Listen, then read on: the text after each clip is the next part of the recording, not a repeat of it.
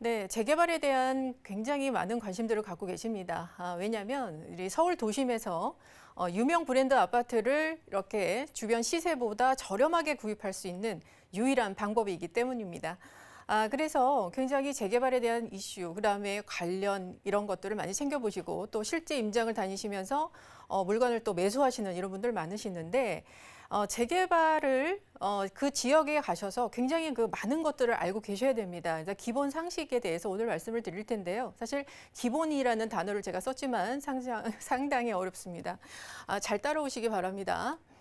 자, 서울시 재개발. 왜냐면 이제 지자체마다 서울시나 뭐 부산시 이렇게 지자체마다 그 재개발에 대한 조례가 다 다릅니다. 오늘은 이제 서울시에 대한 재개발에 대한 것을 말씀을 드리는데 우선 이제 서울시의 지금 재개발의 그 진행 프로세스를 좀 보면 이렇게 되어 있습니다. 정비구역 지정이 맨 처음에 돼야 되겠죠.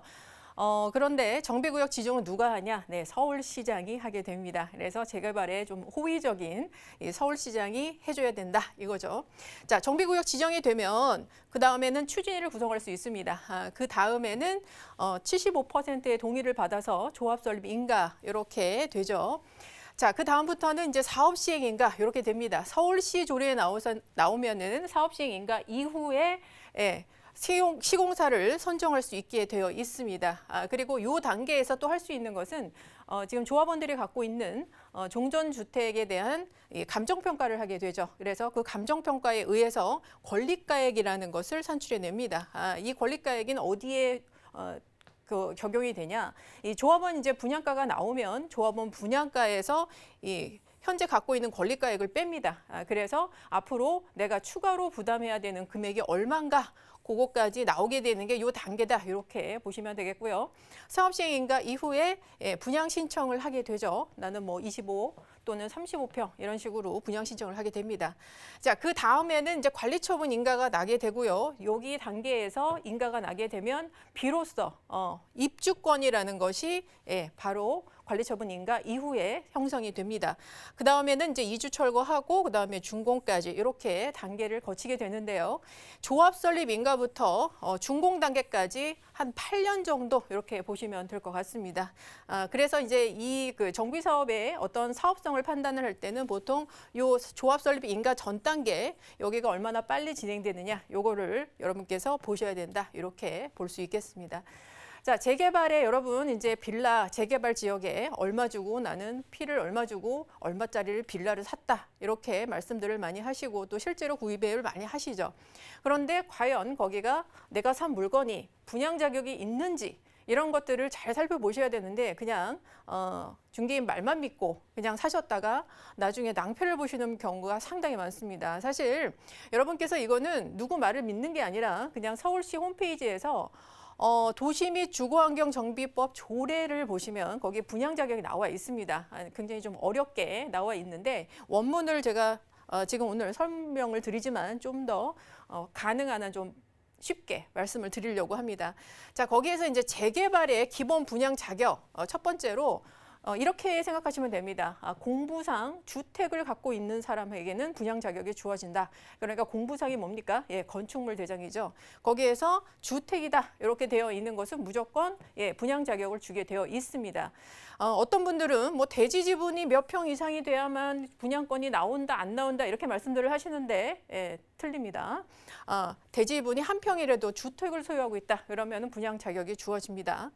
두 번째로 특정 무허가 건축물. 그러니까 무허가 건축물이라는 것은 그러니까 내 땅이 아니죠. 국공유지의 그 건축물 위에 건물을 주거용으로 사용하고 있는 그 건축물인데 이것도 조합이 정한 정관에 의해서 그 입주권이 주어질 수가 있습니다. 자, 세 번째로 건축물 그러니까 주택은 없는데 땅만 갖고 있는 사람에게도 분양권이 주어집니다. 그게 뭐냐?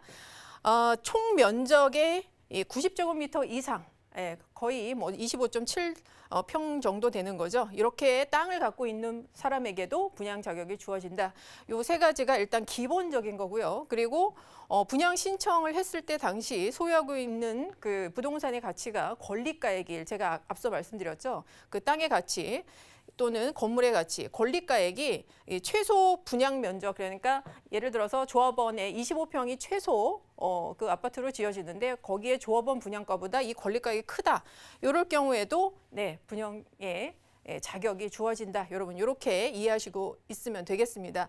재개발과 재건축의 차이가 뭐 약간 미세한데 가장 큰 차이는 분양권에서 재건축 같은 경우에는 주택과 그에 속한 부속 토지를 반드시 갖고 있어야만 분양 자격이 주어집니다. 그러니까 주택만 있는 사람도 안 되고 토지만 있는 사람도 안 됩니다. 엔드 조건입니다. 주택과 그에 대한 부속 토지가 반드시 있어야만 재건축에 대한 분양 자격이 주어진다. 이게 아주 가장 큰 차이점이다. 이렇게 보시면 될 것 같습니다.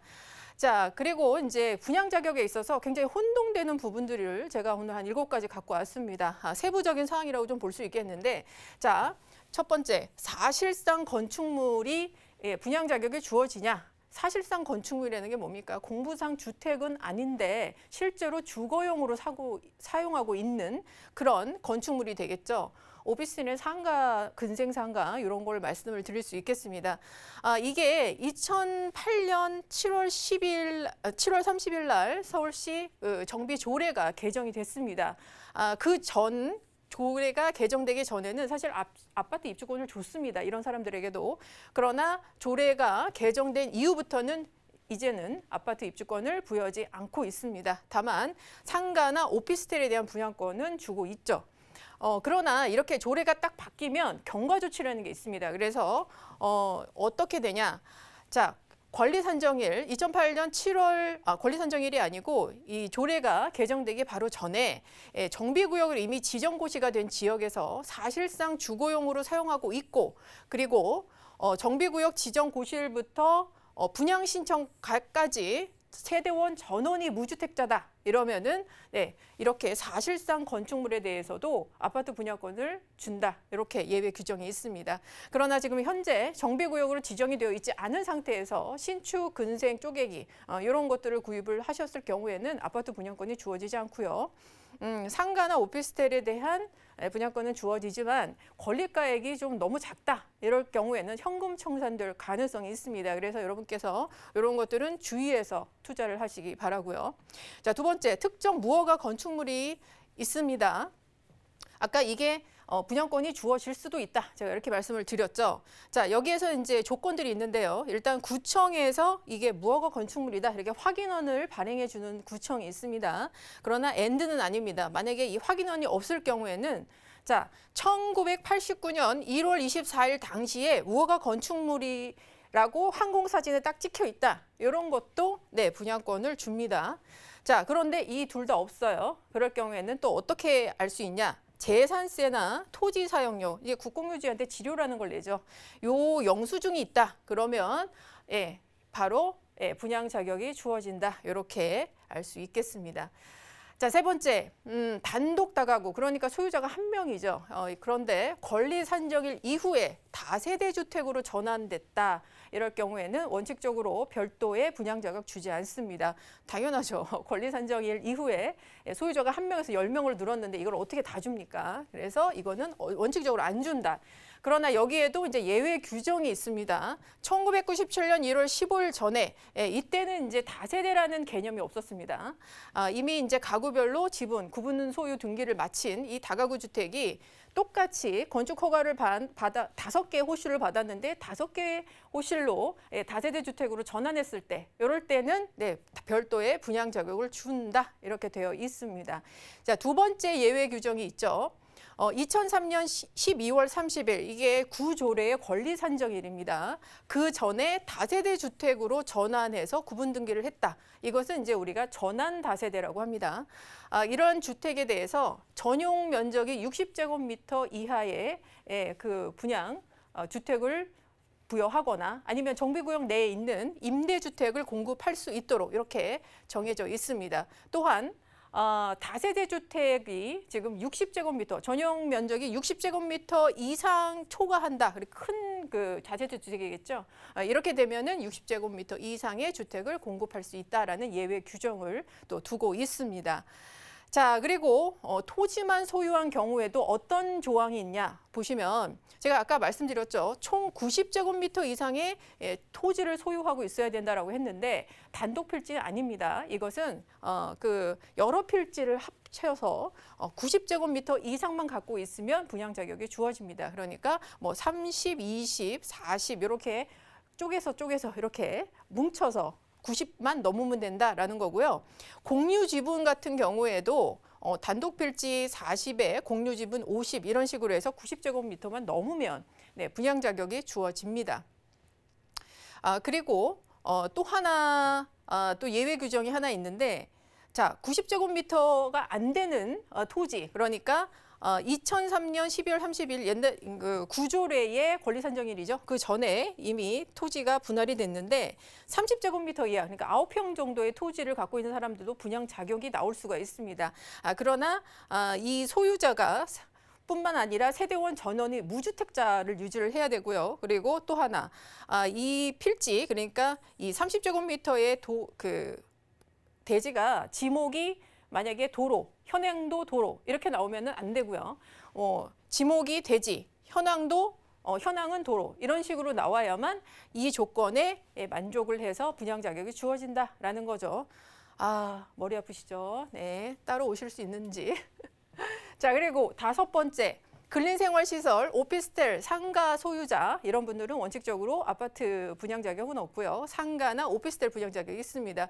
그런데 여기에서도 이 그 권리가액이 굉장히 크다. 그러니까 우리가 최소 이 아파트가 새로 만드는 아파트가 25평인데 그 조합원 분양가보다 권리가액이 더 크다.